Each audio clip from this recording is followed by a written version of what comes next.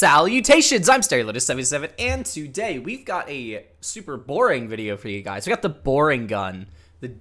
This weapon definitely has always seemed pretty bad. Looking at it, the functionality of it hits the ground and then it hits the enemies most of the time with that lob effect. So it's not exactly very good when it comes to mechanics, except for this bit. So it has a whole lot of unlisted projectiles. What does that mean? So on the item card, it has two projectiles. It's double penetrating, so it has two projectiles that each deal like 30k.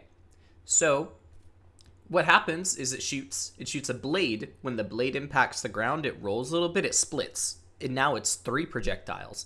And so with this, you're getting 2, so now you have 6 projectiles. So 4 of those projectiles are not listed on the item card. So you're getting that much extra nonsensical bonuses with stuff, especially if you're using some sort of like amplification shield, so like a one-shotter shield or a rerouter that doesn't get split amongst unlisted projectiles. It only gets split amongst listed projectiles. Now we are also just taking a whole bunch of extra projectile nonsense, playing dirty. So now we're adding that 3rd extra projectile, making it your initial shot 3, and then each of them split into 3. So now we have 9 projectiles. And then with having elemental bonus, we're getting the equivalent, mathematically speaking, the equivalent of 16 projectiles instead of just 9 projectiles. Because it'd be 27. So the equivalent mathematically of 27 projectiles, because we're getting each elemental bonus. And then here's the rest of the set of the items. Here's the skill tree. Donnybrook is overrated. And let's get started.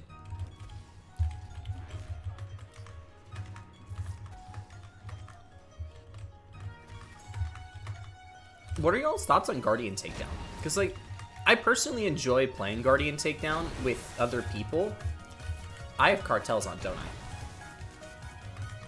Good lord. Well, this is just gonna be that little extra challenge, which I guess this build did kind of need, because this weapon is overperforming a lot.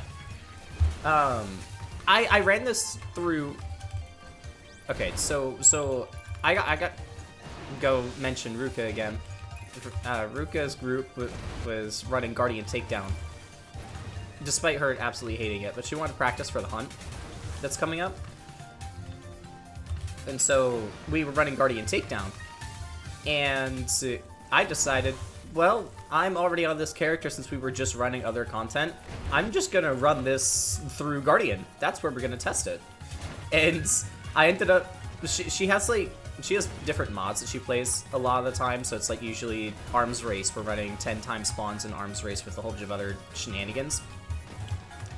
And so when we were running Guardian Takedown, we were running with 10 times spawns, and me, being a masochist, decided we're running the boring gun today. And it actually shredded. It did really well. The Radsplosion was kind of carrying, not gonna lie, but it did really, it overperformed a lot. It did way better than it really should have. And that was nice. That was beautiful. To crack in one shot with the boring gun from a long distance instead of using the eraser shenanigans is beautiful. Alright, so one clear problem with this weapon is its lack of air. So you can't really hit stuff like death spheres while they're in the air. So what I have running is the Frozen Heart, so I can freeze them, hit them on the ground. And some people don't know this, but with Wotan, if you've been watching my videos, you should probably know this, because I showcased this on the Scream of Terror build. But if you activate some sort of Frost Nova and freeze second half, he gets permanently locked on the ground, as he'll be glitching out because he's not supposed to touch the ground, but you can freeze him, and so he just has a conniption fit on the ground, and then you just nuke him.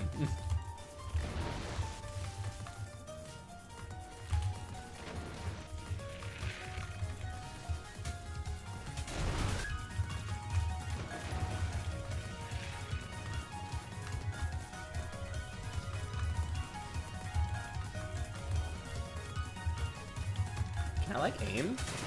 My lord, I can't aim.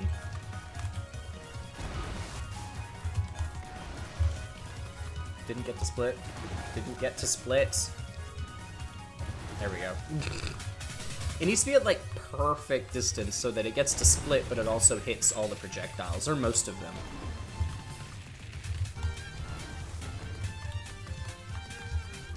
What are y'all's thoughts on the different playlists? So they're both Touhou playlists, but there's differences, as for obvious why I'm asking. One of them goes over the actual game audio, and the other one here is it's a lot based off of a singular character within the series. Okay, that's not good. I actually think I die here because I can't reach Sigdrifta. Oh? Never mind. Sigdrifta got on the ground. That's GG's. Yep. Yes, I don't need the kill skills to kill with this setup. It is beautiful. Not very many Zane setups can do that with a gun that's not like a rocket launcher or something.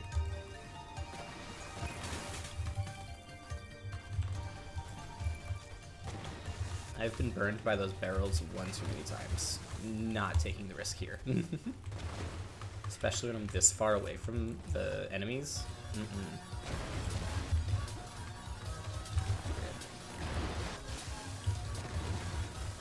Now, another benefit of having the Frozen Heart is the survivability, because it's not just that the enemies are frozen. Sure, that helps with survivability, but every time I freeze an enemy, I get health regen. So if I'm not shooting somebody, because I'm not always shooting someone with this setup, there's not always blades flying across the ground. Unless I'm, like, already downed, I'm not really shooting it like that.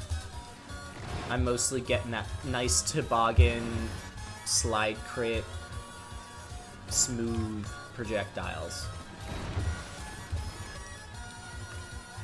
So, with the Frozen Heart, that health regen from freezing enemies really helps a lot. Oh, it's a corroder. Oh, he's dead. I had somebody curious as to why I was using the Frozen Heart, just simply because I don't like having other items steal the show. When I run these one weapon challenge videos, or running like a challenge build based on a specific weapon, I don't like having other weapons steal the show.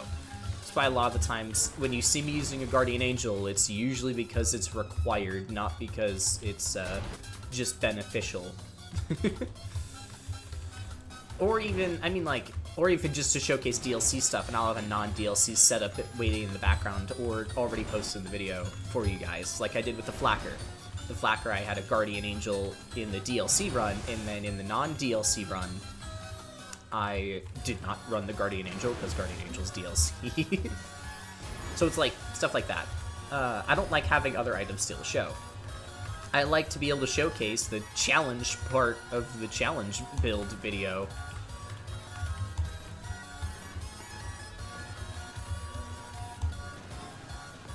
Yeah, I don't typically fire it like this, but this gets rid of the barrels around the map. So this way I can actually run around without threat of just dying to a barrel with their crazy environmental mayhem scaling.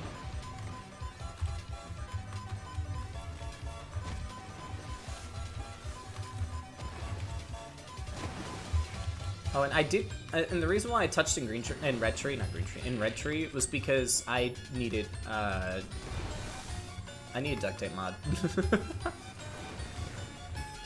Otherwise, I probably would have actually. Yeah, I probably would have cleaned. I probably would went.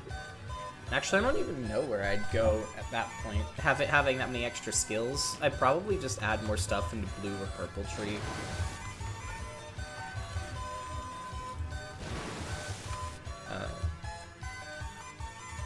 Salutations! Oh, hello.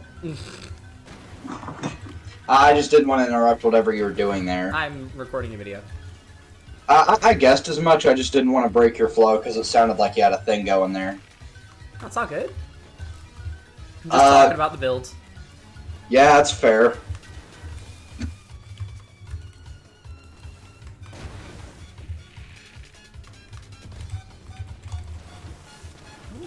I'm just sitting here casually debating what the hell I'm going to do in regards to setting up the underworld for Wall of Flesh and my master mode run I'm about to do, because I've got at least 3 options on hand right now that'll dictate however I do it. Well, first of all, I can't, because thanks to the shitty ass generation that I got, all of the shit is actually generated at a pretty high level there, so it's not like I'd have a whole lot of room to do that, and there's a whole lot of stuff that I absolutely have to get rid of, because it extends all the way up to the ceiling of hell, basically. Just dodge. Yes, just dodge whenever you can't actually get through the fucking... No. Just get good. I think it's a skill issue. Also, I saw that...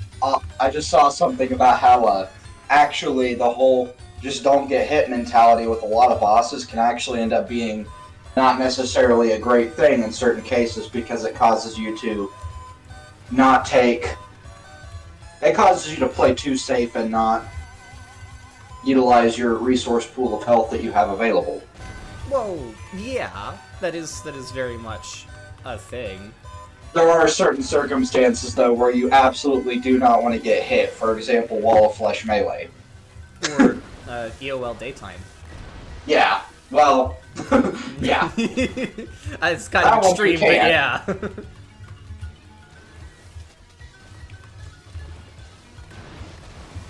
Although everybody knows about that one, so... Well, that's why I used it as an example. Although the 200 melee damage that Wall of Flesh has, the 200 contact damage that Wall of Flesh has in Master Mode is crazy.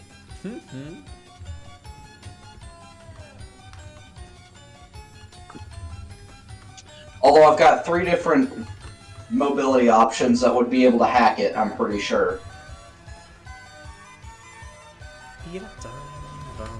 First one is the golf cart. Alright, let's see if I get the dot. Let's see, do I get the dot? Yeah. No, I didn't get the dot. There's the nice dot. Yeah. Oh! First one, yeah. Okay, hold up. We're gonna do that. Maybe... No, that's not enough. Sad. It's enough to get him to jump back down onto the ground, but it wasn't enough for the tower bubble. I've done the tower bubble before. Yeah. That was so much fun. That was the first time I tried out the Frozen Heart putting out the tower bubble. Yeah. So, according to what I've seen, the Wall of Flesh in Master Mode, whenever it's in its Berserk phase at low health, has a top speed of about 50 miles an hour. Hermes Boots gets around 30 to 35, if I recall. Get on the ground, you piece of garbage boss. You die now, right now. Right now. You died by like you're having fun. You're dead. Oh, wait. I don't even need to use the Frozen Heart. I just freaking... He sat on the ground for me. That's beautiful. But yeah, the Where's Brain? The golf, yeah. There's the brain. Oh. Oh, I missed. The brain damage. I missed again. We're gonna do this. Oh my lord, I can't hit him. My lord, come on. There we go. Yeah, this is what you get for talking all that just don't get hit rhetoric. Now the enemies have been listening. Ah, that makes it all the more fun. Few things are more infuriating than watching some random fucking enemy pull out all sorts of jank-ass movement tech thanks to the AI that enables them to dodge every fucking attack you throw. I mean, in all fairness, you literally just walked in a straight line and walked in another straight line, and I couldn't hit him. It was 100% a skill issue, not an AI issue. Like, I don't know how it is in Borderlands, but like in Terraria, there's definitely a whole lot of that shit. Oh, I mean, there are definitely enemies in this game that do that. But yeah, this was the boring gun showcase. This is actually a pretty fun weapon if you know how to build it. And yeah,